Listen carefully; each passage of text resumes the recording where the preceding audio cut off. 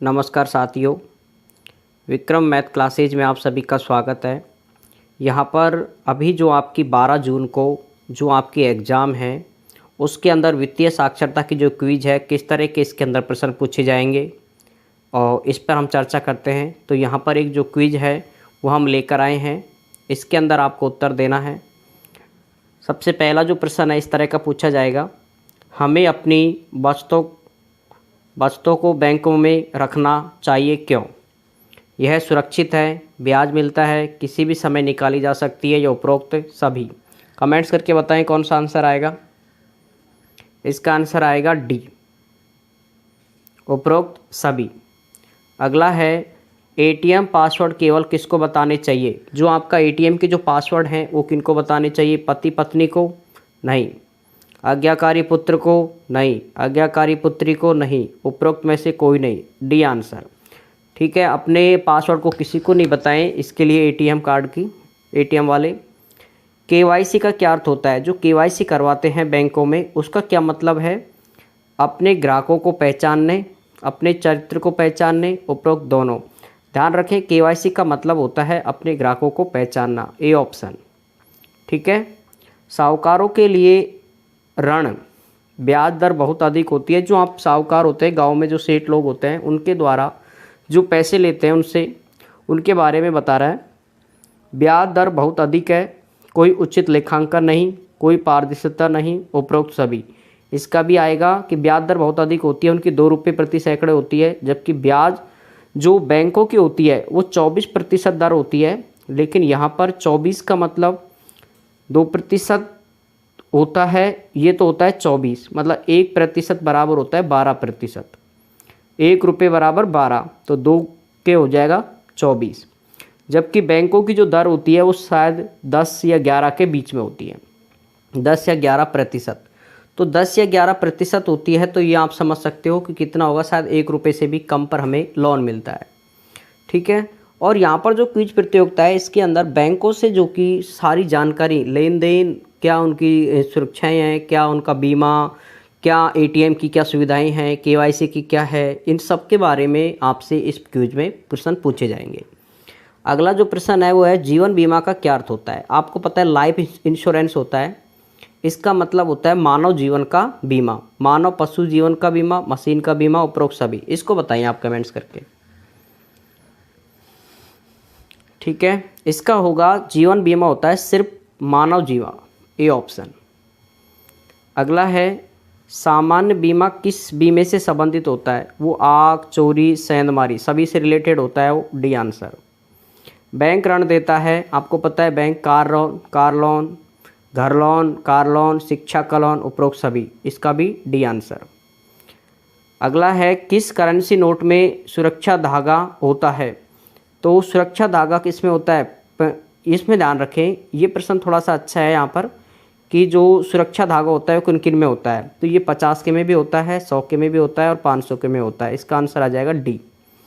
पैसे रखने का सबसे सुरक्षित स्थान है, जमीन में गड्ढा खोद कर रखते हैं क्या पैसे? नहीं, गलत। लोहे के बॉक्स में, ये भी गलत। बैंक में, साहूकारों को तो बिल्कुल गलत। तो ये आ जाएगा आपका इसका सी अर्थात गए आंसर। ठीक है, तो ये आपकी प्रतियोगिता थी जिसके अंदर 9 प्रश्न थे। और देखें इसके बाद अगले 10वां प्रश्न है, सोने और चांदी के आभूषणों को बैंक के लॉकर में रखना चाहिए। बिल्कुल सही बात है, क्योंकि यह सुरक्षित होता है, चोरी का जोखिम नहीं होता। तो इसके गए आंसर आ जाएगा के और गए।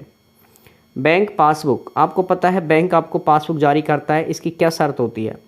बैंकों द्वारा जारी की जाती है, बिल्कुल सही बात है। बैंक खाते के लेन देनों का विवरण होता है, बिल्कुल। इसके अंदर आप कितने पैसे निकाल रहे हो, जमा करा रहे हो, उसका विवरण होता है। खाते का शेष को भी दर्शाता है कि कितना आपके अकाउंट में बचा है। तो इसका आंसर आ जाएगा डी, उपरोक्त सभी। बैंक किस पर ब्याज देता है? जमाओं, ऋणों या दोनों पर? ध्यान रखो, बैंक हमेशा ऋण पे कभी वन नहीं देता। बैंक आपको कोई भी आप सोना चांदी गिरवी रखो अर्थात उसको जमा कराओ, फिर आपको लोन दिया जाता है। तो इसका जो आंसर आएगा वो आएगा कै। ठीक है, सिर्फ जमाओं पर ध्यान देता है वो, ए ऑप्शन। बैंक किस पर ब्याज देता है? तो आपको पता है सिर्फ जमाओं पर देता है, अभी वही प्रश्न था ये भी। तो इसका आ जाएगा गया आंसर। सॉरी ए, इंटरनेट बैंकिंग से क्या अभिप्राय है? आप पता है आपको सारा जो आपका डाटा होता है सब इंटरनेट बैंकिंग के द्वारा ही कार्य होते हैं, लेन देन सब। इसका जो कार्य होता है खाते का परिसंचालन इंटरनेट के द्वारा किया जाता है। खाता एटीएम के माध्यम से खोला जाता है? नहीं, एटीएम के माध्यम से कभी खाता खोलते नहीं है। तो इसका आंसर आएगा खाते के परिचालन इंटरनेट द्वारा, ए ऑप्शन। अगला है आवर्ती जमा में प्रत्येक माह एक निर्धारित राशि जमा की जाती है। आवर्ती जमा का मतलब यहाँ पर जमा कराना होता है, जमा की अवधि निर्धारित समय के लिए होती है, ब्याज का भुगतान मियादी जमा दर पर किया जाता है। ठीक है, तो इसका आंसर आएगा उपरोक्त सभी। एक बहुत ही अच्छा अगला प्रश्न है, एटीएम का प्रयोग करते हैं। तो एटीएम का प्रयोग आपको पता है नगद निकासी के लिए किया जाता है, कैश निकालने के लिए, जमा कराने, कैश खाते की पूछताछ के लिए कि आप बैलेंस भी चेक कर सकते हैं इससे, खाते का विवरण।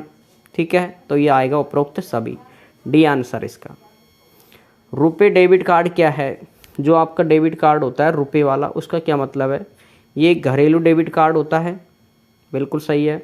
भारतीय राष्ट्रीय भुगतान निगम द्वारा आरंभ किया गया है, बिल्कुल किया गया है। सभी एटीएम और पीएमओ मशीन द्वारा स्वीकार किए जाते हैं, बिल्कुल किए जाते हैं, तो उपरोक्त सभी। आधार है, आधार कार्ड आपको पता है इसके अंदर कितने नंबर होते हैं? 12 नंबर होता है। ये एक UIDAI द्वारा जारी किया गया एक प्रमाण पत्र होता है जो कि भारतीय पहचान पत्र है। तो इसके डे आंसर आ जाएंगे, सी गे आंसर। और अगला है 19वां प्रश्न, पेन का अभिप्राय है। पेन क्या है? एक प्रकार के बर्तन, गलत। प्राथमिक खाता संख्या, बिल्कुल गलत। स्थायी खाता संख्या होती है, एक प्राण नंबर होता है आपका पैन नंबर, ये एक स्थायी खाता होता है। कहीं आपको प्राण आ जाए, ध्यान रखें आप, PRAN, ये प्राण होता है। ये गवर्नमेंट सर्वेंट के लिए एक अलग से एक स्थायी कार्ड नंबर होते हैं, ठीक है, सर्विस करने वाले। तो ये इसके अंदर आएगा। अब देखिए नेक्स्ट क्विज। पहला जो प्रश्न है अगली सेकंड क्विज का आपका, करेंसी नोट जारी किए जाते हैं। ये आपको इसकी जानकारी होनी चाहिए कि जो करेंसी नोट करता है उसे भारत रिजर्व बैंक करता है। जो RBI होता है, रिजर्व बैंक ऑफ इंडिया, ये इसको करता है। सिक्के जारी किए जाते हैं, तो सिक्के कौन करती है? भारत सरकार द्वारा किए जाते हैं सिक्के। शिक्षा ऋण आपको पता है, ट्यूशन फीस खर्चों को पूरा करने में, कोर्स पूरा करने के बाद चुनौती देश विदेश के पढ़ने में, तो उपरोक्त सभी, द आंसर। बैंक में खाता खोल सकता है भारतीय नागरिक, अनिवासी भारतीय, अनपढ़, उपरोक्त सभी लोग खाते खोल सकते हैं। ऐसे प्रश्न एग्जाम में पूछे जा सकते हैं क्विज में आपके। आधार सीडिंग का क्या अभिप्राय है? वर्तमान में ये बहुत ज़्यादा फेमस चल रहा है, तो इसलिए ये प्रश्न आ सकते हैं। आधार को बैंक खाते से जोड़ना, आधार की नकदी प्रति निकालना, आधार का अंतरण करना। आधार फीडिंग का मतलब होता है बैंक, आधार को बैंक खाते से जोड़ना, ए आंसर। PMJDY ये है प्रधानमंत्री जन धन योजना की बात कर रहा है ये। तो इसके अंदर 3 लाख का जीवन कवर बीमा, 1 लाख का दुर्घटना बीमा और 5,000 तक के अधिक के वर्ष सुविधा, उपरोक्त सभी, द आंसर आएगा। ये प्रधानमंत्री जन धन योजना के अंतर्गत कौन से खाते खोले जाते हैं? तो ये खोले जा रहे हैं आपको 10 वर्ष से अधिक आयु की नाबालिग, घर की केवल स्त्री, घर के केवल मुखिया, उपरोक्त सभी के, ड आंसर। ऐसे प्रश्न भी आ सकते हैं आपके। बैंक मित्र कौन होता है? बहुत ही अच्छा प्रश्न है। बैंक द्वारा नियुक्त बैंक और कोरस्पोंडेंस बैंक का महत्वपूर्ण ग्राहक, शाखा की सुरक्षा प्रहरी, तो इसका होता है ए आंसर, बैंक के नियुक्त कोरस्पोंडेंस, ए आंसर। अगला है अटल पेंशन योजना क्या है? संगठित क्षेत्र के सामाजिक सुरक्षा प्रदान करना, बहुत ही मोस्ट प्रश्न है क्योंकि अटल बिहारी वाजपेयी के बारे में जरूर आ सकता है। कामगारों को स्वेच्छा से सेवानिवृत्ति के लिए बचत करने के लिए प्रेरित करना, 60 वर्ष की आयु होने के पश्चात निश्चित पेंशन भुगतान करना, तो यह होता है उपरोक्त सभी। प्रधानमंत्री सुरक्षा बीमा योजना क्या है?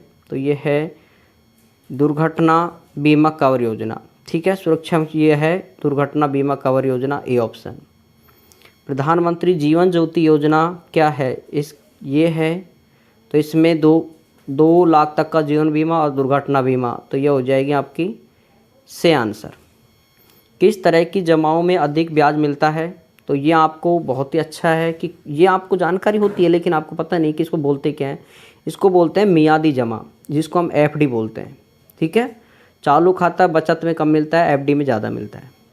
प्रधानमंत्री सुरक्षा बीमा योजना के अंतर्गत कितने दुर्घटना दावा है? तो वो है 2 लाख रुपये आपको, ठीक है।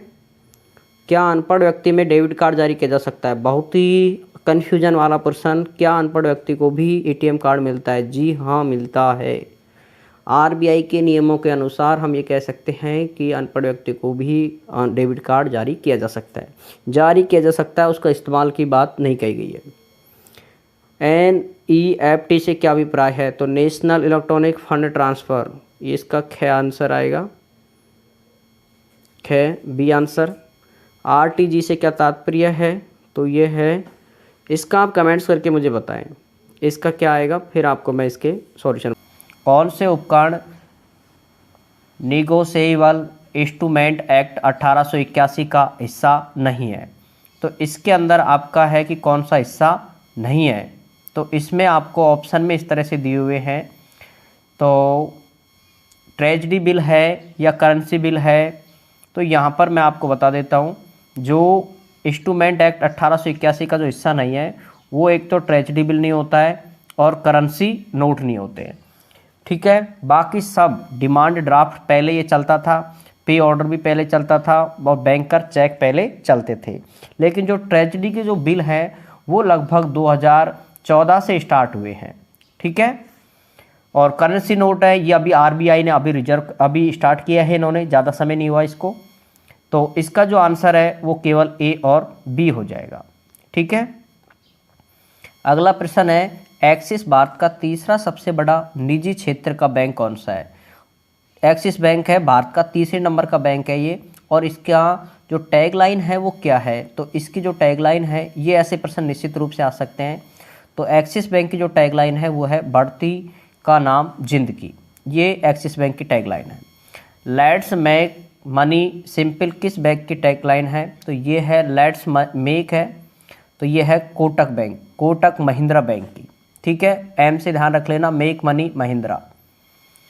और अगला है इसके अंदर प्योर, प्योर यानी शुद्ध, आपको पता है प्योर यानी शुद्ध, नथिंग एल्स, प्योर से तो वो आपको पता होगा एसबीआई बैंक, जो कि भारतीय स्टेट बैंक है, सबसे अच्छा बैंक इसे माना जाता है। अगला जो प्रश्न है, इसकी कुछ टैगलाइन दी हुई है यहाँ पर बैंकों की।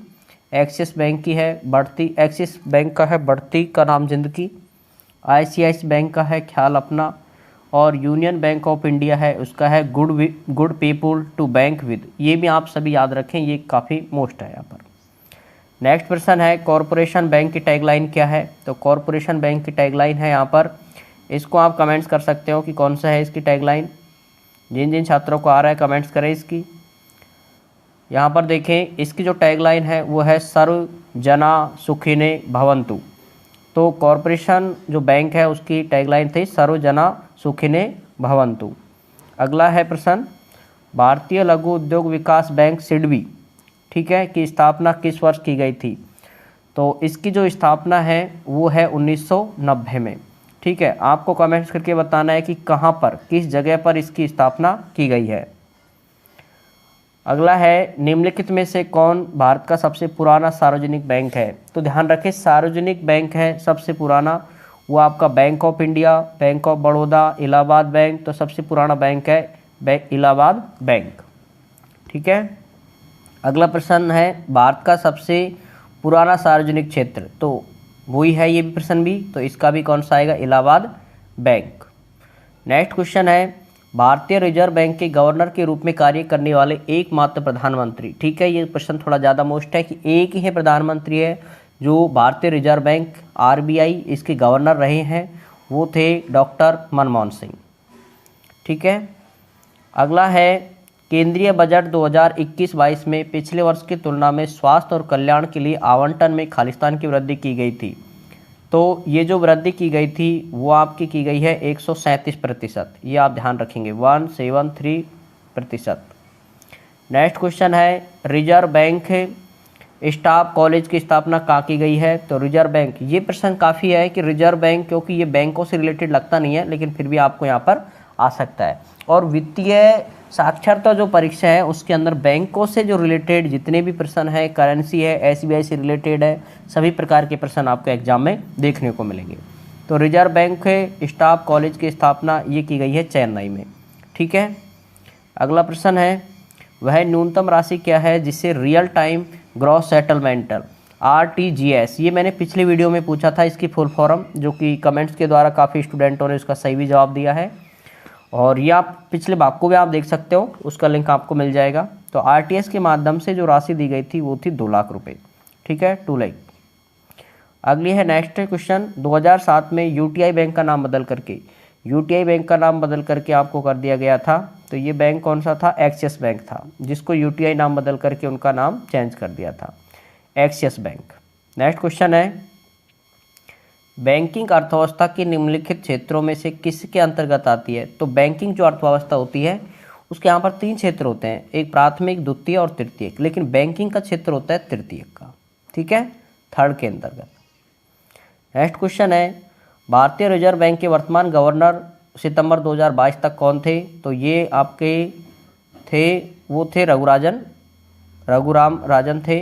लेकिन इसके अंदर अब आपको सितंबर 2022 तक का नहीं, वर्तमान का गवर्नर जनरल कौन है, ठीक है, भारत का वर्तमान का RBI का गवर्नर कौन है, इसको भी आप कमेंट्स करके मुझे स्थापना कब हुई थी? तो G20 की स्थापना, मैं यहाँ पर सीधा डायरेक्ट आंसर दे रहा हूँ आपका समय ख़राब नहीं करते हुए, क्योंकि एग्जाम का समय है। तो यहाँ पर G20 की स्थापना की गई है 1999 में। एक बता देता हूँ मैं आपको, G20 का मतलब क्या होता है? G20 का मतलब है ग्रुप ऑफ 20, भाई 20 है तो 20, ठीक है, ये इसका मतलब होता है। अगला प्रश्न है, निम्नलिखित शहर में कौन सा जुलाई 2017 में आयोजित G20 शिखर सम्मेलन का आयोजन कर रहा है? तो जुलाई 2017 में जो शिखर सम्मेलन हुआ था वो हुआ था हैम्बर्ग में, और हैम्बर्ग पड़ता है बेटा जर्मनी का एक शहर है, वहाँ पर इसका आयोजन किया गया था। अगला प्रश्न है, जुलाई 2017 में जर्मनी में आयोजित G20 शिखर सम्मेलन की थीम क्या थी? बहुत ही मोस्ट प्रश्न, ऐसे प्रश्न एग्जाम में आपको देखने को मिल सकते हैं। तो जर्मनी के जो थी उसकी जो थीम थी वो थी शेपिंग इन इंटरकनेक्ट वर्ल्ड, ठीक है, कि सभी पूरे विश्व को आप एक साथ जोड़ सकते हो, ठीक है। और यहाँ पर G का मतलब ग्लोब भी हो सकता है, लेकिन ग्लोब से यहाँ पर आप सीधा सोच सकते हो कि पूरे विश्व को एक परिवार के रूप में बांधना, ठीक है, वन फैमिली, ऐसे कह सकते हो, वन फैमिली।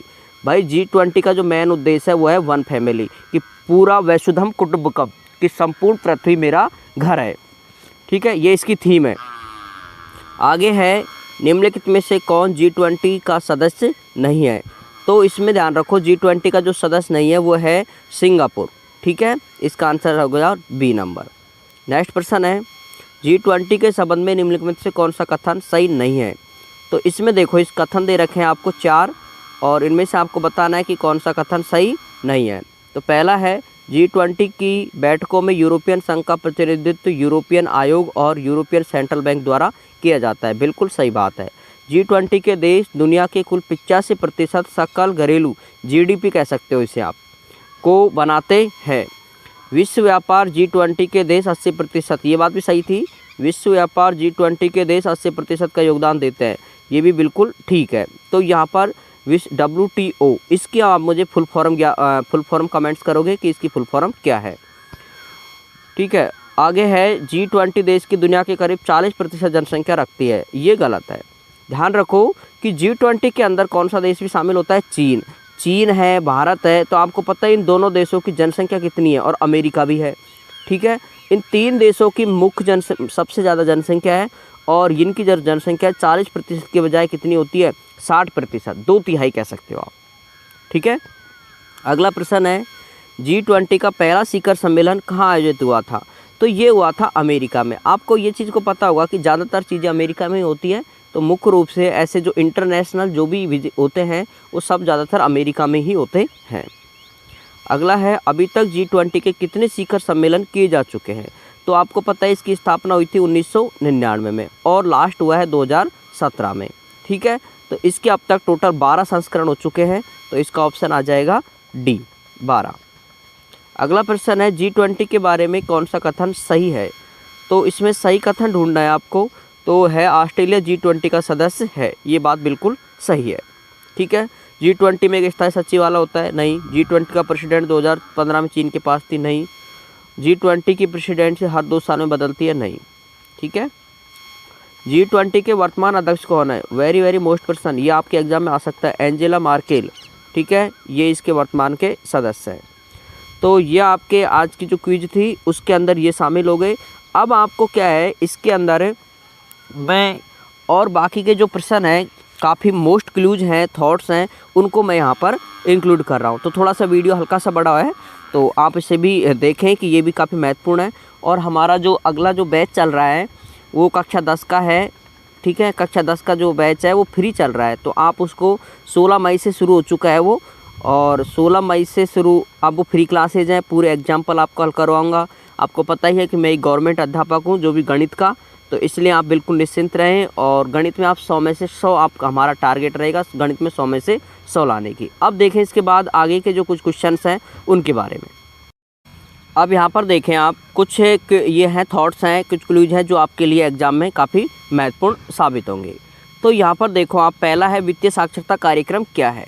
आपको पता है आप एग्जाम दे रहे हो वित्तीय साक्षरता क्विज की, लेकिन आपको ये इसके बारे में पता होना चाहिए कि वास्तव में ये प्रोग्राम है क्या, ठीक है। तो इसके कुछ थॉट्स हैं उनको आपको थोड़ा याद रखना है। वित्तीय साक्षरता फाइनेंशियल लिटरेसी, ये तो इसका नाम है। ये क्या है? वित्तीय साक्षरता व्यक्तिगत वित्तीय प्रबंधन, बजट, निवेश सहित विभिन्न वित्तीय कौशलों को समझने और लागू करने की क्षमता है, ठीक है। ये आप थोड़ा सा इसकी डेफिनेशन याद रखेंगे। इसके बाद अगला जो प्रश्न है कि वित्तीय साक्षरता क्यों आवश्यक है, ठीक है। कि भाई वित्तीय साक्षरता है तो सही, लेकिन उसकी ज़रूरत क्या पड़ी हमें?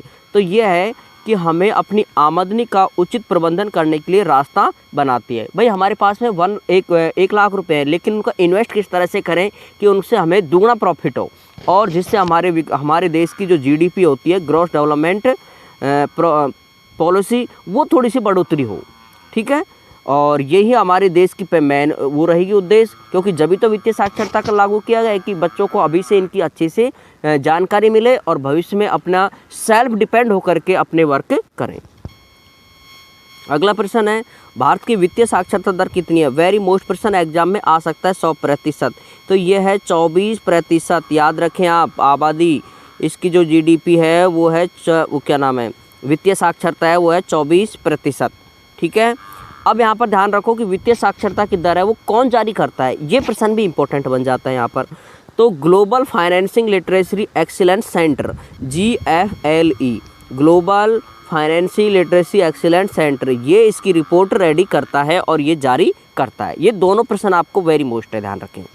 अगला प्रश्न है वित्तीय साक्षरता के क्या लाभ है? तो आपको पता है वित्तीय साक्षरता के जो लाभ हैं कि आपको अपने पैसे को बुद्धिमानी से प्रतिबंधित करने, अच्छे वित्तीय निर्णय करने और जीवन में वित्तीय स्थिरता प्राप्त करने में मदद करता है। ये आप विशेष ध्यान रखें, क्योंकि इनको क्या है वो एक परिभाषा के रूप में बना करके आपसे पूछ सकता है कि निम्न में से कौन सा साक्षरता के लाभ नहीं है। अगला प्रश्न है वित्तीय साक्षरता दिवस कब है? वेरी मोस्ट प्रश्न यहाँ पर 13 से सप्ताह क्या है, 13 से 17 फरवरी तक, 13 से 17 फरवरी तक, ठीक है। ये वित्तीय साक्षरता दिवस मनाया जाता है, जो कि इसकी जो बनाने की जो अथॉरिटी है, अर्थात जिसे कौन बनाता है, ये बनाता है आरबीआई के द्वारा, रिजर्व बैंक ऑफ इंडिया के द्वारा वित्तीय साक्षरता दिवस मनाया जाता है, वो है 13 से 17 फरवरी। वेरी मोस्ट प्रश्न है, ध्यान रखें आप इनको। अगला है भारत में सबसे अधिक वित्तीय साक्षरता किस राज्य की है? बहुत अच्छा प्रश्न। सबसे अच्छी जो साक्षरता दर है वो है बेटा गोवा की, ठीक है। सबसे छोटा राज्य है गोवा भारत का, लेकिन वहाँ की साक्षरता, वित्तीय साक्षरता सबसे अधिक है। दर है 50% और सबसे कम है छत्तीसगढ़ की, जहाँ पर 4% है, ठीक है। आगे है वित्तीय शिक्षा छात्रों के लिए महत्वपूर्ण क्यों है? भाई छात्रों के लिए, अब आपको पहले तो देश के लिए थी उसमें महत्वपूर्ण लाभ में, अब छात्रों के लिए क्यों है उसमें देखो। यह लोगों को आत्मनिर्भर और आर्थिक रूप से स्थिर बनाने की सहायता करती है। आपको पता है कि जो भारत सरकार की जो नीति है वो है आत्मनिर्भर बनने की, ठीक है। इसीलिए ज़्यादातर वित्तीय जो साक्षरता है उसके अंदर भी इस बात पर बल दिया गया है कि व्यक्ति गवर्नमेंट जॉब की बजाय स्वयं अपने किसी भी बिजनेस में अपना बिजनेस स्टार्ट करे और सेल्फ डिपेंड होकर के अपना रोजगार मतलब अपनी जीवन यापन है वो अच्छे से बिता सके। आगे है इससे लेकर भारतीय रिजर्व बैंक 13 से, ये ध्यान रखना है, 13 से 17 फरवरी, देखो वापस आ गए, तो मोस्ट प्रश्न है, थोड़ा ध्यान रखेंगे आप। 13 से 17 फरवरी को आरबीआई के द्वारा ये वित्तीय साक्षरता दिवस सप्ताह मनाया जाता है। अगला है वित्तीय साक्षरता की शुरुआत किसने की थी? वेरी मोस्ट प्रश्न। वित्तीय साक्षरता की जो खोज वो की थी निर्माता वो है ल्यू हैवर्टी, ये ध्यान रखेंगे आप, ये नाम आएंगे वहाँ पर एग्जाम में देखने को मिलेंगे आपको। लू हैवर्टी। वित्तीय साक्षरता के 5 सिद्धांत कौन कौन से हैं? वेरी मोस्ट पर्सन, ध्यान रखें आप, इन सिद्धांतों में से कोई आपको एक सिद्धांत नहीं देगा वो एग्जाम में। तो 5 सिद्धांत देखो यहाँ पर, बजट सिखाना, खर्च पर नज़र रखना, 2 नंबर प्रभावी ढंग से ऋण का भुगतान करना और सेवानिवृत्तियों का सही नियोजन करना। ये इसके 5 सिद्धांत हैं जो आपको ध्यान रखने हैं। अगला है छात्रों के लिए वित्तीय शिक्षा क्या है? भाई छात्रों के लिए वित्तीय शिक्षा का मतलब होता है जो छात्र पैसे और वित्त को समझने के लिए वित्तीय शिक्षा पैसे और वित्त को समझने के लिए आवश्यक कौशल और दृष्टिकोण सिखाती है, ये कहलाती है वित्तीय शिक्षा। और ये आपके एग्जाम का मेन पॉइंट थीम है कि भाई छात्रों के लिए आप वित्तीय शिक्षा लागू, आप क्विज ले रहे हो, एक प्रतियोगिता ले रहे हो, किससे क्या लाभ है, वो सारी चीज़ें इसके अंदर मैंने आपको बताने की कोशिश कर रहा हूँ। अगला है वित्तीय साक्षरता के प्रमुख क्या घटक है? तो ये घटक थोड़ा ध्यान रखेंगे, 5 घटक है और 5 में से कोई एक आपके एग्जाम में 4 देगा, एक आपसे पूछ सकता है। कमाएं, खर्च करें, बचत करें और निवेश करें, मतलब अपना व्यापार करें, उधार लें, ये 5 इसके क्या है घटक है जो वेरी मोस्ट है, ध्यान रखें। कमाएं, खर्च करें, बचत करें, निवेश करें और उधार लें। आगे है वित्तीय साक्षरता की 4 अवधारणा, वेरी मोस्ट पर्सन। 4 अवधारणा कौन कौन सी हैं तो वो बतानी है आपको। पहली है ऋण, दूसरी है बजट, तीसरी है बचत और चौथी है निवेश। ठीक है, अगला प्रश्न है, अब यहाँ पर ये क्विज यहाँ पर ही एंड होती है। ठीक है, तो अब इस चीज़ को आप देख सकते हो यहाँ पर कि हमने काफ़ी इन क्वेश्चनों को हमने इसके अंदर ऐड किया हुआ है, तो ये सभी आपके लिए काफ़ी महत्वपूर्ण होंगे और सभी के लिए वापस बेस्ट ऑफ लक और